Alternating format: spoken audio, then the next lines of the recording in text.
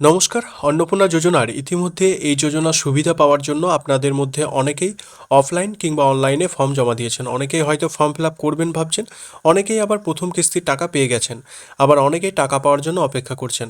কিন্তু ঠিক এই মুহূর্তে সবচেয়ে বড় এবং লেটেস্ট আপডেট হলো রাজ্য সরকারের তরফ থেকে উপভোক্তাদের মোবাইলে অফিসিয়াল এসএমএস পাঠানো শুরু হয়ে গেছে। আপনারা ঠিকই শুনছেন, আজকের ডেটেই কিন্তু অনেকের ফোনে এই বিশেষ মেসেজটা আসতে শুরু করেছে। এই মেসেজে ঠিক কী লেখা রয়েছে এবং যাদের ফোনে এসএমএস এসেছে তারা কি গ্যারেন্টি টাকা পাবে বা পেয়ে গেছেন? সবচেয়ে বড় প্রশ্ন হলো, যাদের ফোনে এখনও এসএমএস আসেনি তারা কি টাকা পাবে না? তাদের ফর্ম কি বাতিল হয়ে গেল? টাকা বা এসএমএস কোনোটিই না আসলে আপনাদের ঠিক কী করতে হবে? ভিডিওটি প্রতিটি অন্নপূর্ণা যোজনার আবেদনকারীর জন্য অত্যন্ত গুরুত্বপূর্ণ হতে চলেছে। তাই ভিডিওটি একটু স্কিপ না করে আপনারা প্রত্যেকে শেষ পর্যন্ত দেখুন। আর চ্যানেলে নতুন হয়ে থাকলে চ্যানেলটি সাবস্ক্রাইব করে পাশে বেল আইকনটি প্রেস করে রাখুন, যাতে এই ধরনের সরকারি প্রকল্পে জেনুইন আপডেট আপনারা মিস না করে থাকেন। চলুন প্রথমেই দেখে নেওয়া যাক যে রাজ্য সরকারের তরফ থেকে ঠিক কী মেসেজ পাঠানো হয়েছে। আপনারা প্রত্যেকে সেই এসএমএস দেখতে পাচ্ছেন। আমার এক দর্শক বন্ধু আজ বিকাল 4টার দিকে তার ফোনে আসা এসএমএস, সেই এসএমএসের স্ক্রিনশট আমাকে পাঠিয়েছেন এবং সেই মেসেজে পরিষ্কার লেখা রয়েছে যে অন্নপূর্ণা যোজনার অধীনে আপনার প্রাপ্য অর্থ 3,000 টাকা প্রদান করা হয়েছে পশ্চিমবঙ্গ সরকার, অর্থাৎ পশ্চিমবঙ্গ সরকারের তরফ থেকে এই 3,000 টাকা অন্নপূর্ণা যোজনা সেটি আপনার পাঠানো হয়েছে। আপনাদের মনে আছে নিশ্চয়ই, কিছুদিন আগে রাজ্য সরকারের তরফ থেকে যুবশ্রী বা যুবসাথী প্রকল্পের আওতায় বেকার যুবকদের টাকা দেওয়া শুরু হয়েছিল। তখনও ঠিক এই একই ধরনের ফরম্যাট অফিসিয়াল এসএমএস পাঠানো হচ্ছিল।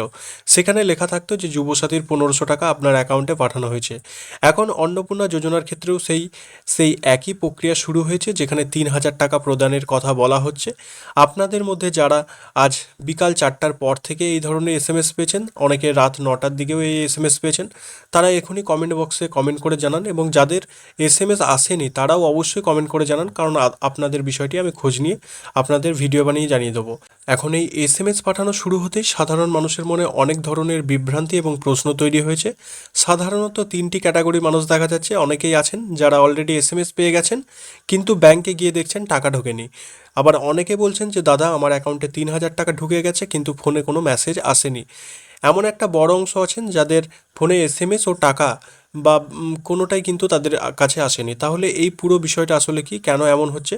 দেখুন, আমরা পূর্ববর্তী যুবসাথী বা অন্যান্য সরকারি প্রকল্পের যদি বিস্তারিত পুরনো যে ইতিহাস সেটি আমরা যদি দেখি, তাহলে একটা বিষয় পরিষ্কার হয়ে যায় যে সরকার যখন সরকারি প্রকল্পের টাকা একসাথে হাজার হাজার মানুষের অ্যাকাউন্টে পাঠানো বা মেসেজ পাঠানো হয়, তখন সার্ভারের সমস্যার কারণে অনেক সময় এসএমএস আগে চলে আসে কিংবা টাকা আসার পরে আসে। তো ব্যাংক অ্যাকাউন্টে টাকা ক্রেডিট হতে হয়তো 24 থেকে 48 ঘন্টা বা তার বেশি সময় লেগে যায়। আবার অনেক সময় উল্টোটাও হয়, আপনার ব্যাংক অ্যাকাউন্টে টাকা ঢুকে গেছে কিন্তু টেকনিক্যাল গ্লিচের কারণে সরকারি পোর্টাল থেকে আপনার ফোনে মেসেজ পৌঁছায়নি।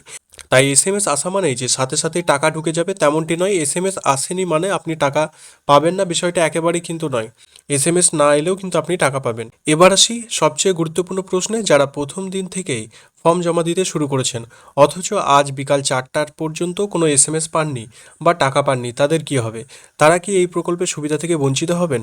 এর উত্তর একেবারেই না। আপনাদের জানিয়ে রাখি, ভয়ের কোনো কারণ নেই। যখন অন্নপূর্ণা যোজনার প্রথম কিস্তির টাকা রিলিজ করা হয়েছিল, তখন বেশিরভাগ মানুষ, প্রায় 90% মানুষের মোবাইলে কিন্তু কোনো রকম এসএমএস আসেনি, সরাসরি তাদের ব্যাংক অ্যাকাউন্টে টাকা পেয়ে গিয়েছিলেন। সরকার যখন টাকা পাঠায় তখন ধাপে ধাপে বা লট অনুযায়ী টাকা ছাড়া হয়। হয়তো আপনার ব্লকের বা আপনার জেলার উপভোক্তাদের টাকা দেওয়ার প্রক্রিয়া এখন প্রসেসের মধ্যে রয়েছে, তাই আপনার ফর্মে যদি কোনো ভুল না থাকে তবে আপনি অবশ্যই টাকা পাবেন।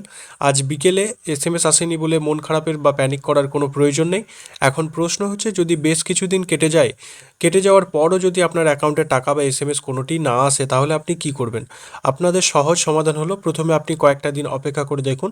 আপনার ব্যাংক অ্যাকাউন্টে মিনি স্টেটমেন্ট বা পাসবই আপডেট করিয়ে চেক করুন, কারণ অনেক সময় সেন্ট্রাল বা স্টেট গভর্নমেন্টে টাকা ঢুকলে ফোনের নর্মাল মেসেজ আসে না। যদি দেখেন অন্যান্য সবার টাকা চলে এসেছে কিন্তু আপনার আসেনি, তাহলে বুঝতে হবে যে আপনার ফর্ম বা ব্যাংক অ্যাকাউন্টের ডিটেলস, যেমন আইএফসি কোড, অ্যাকাউন্ট নম্বর বা আধার লিঙ্কিংয়ের কোনো সমস্যা বা ডিসপুট রয়েছে।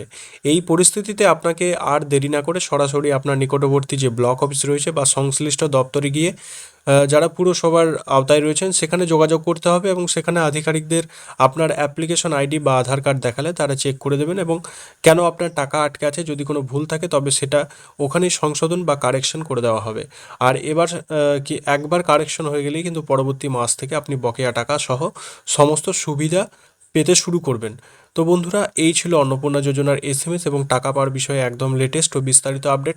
আশা করি পুরো বিষয়টি আপনাদের কাছে পরিষ্কার করতে পেরেছি। আপনারা আজ বিকাল 4টার পর বা 4টার আগেও এসএমএস পেয়েছেন কিনা, আপনাদের ফর্মের স্ট্যাটাস কি দেখাচ্ছে তা অবশ্যই নিচের কমেন্টে জানাবেন। ভিডিওটি ভালো লাগলে এবং ইনফরমেটিভ মনে হলে অবশ্যই একটি লাইক করবেন এবং আপনার চেনা পরিচিত মানুষদের, বন্ধুদের সাথে প্রচুর পরিমাণে শেয়ার করে দেবেন যাতে তারাও নিশ্চিন্ত হতে পারেন।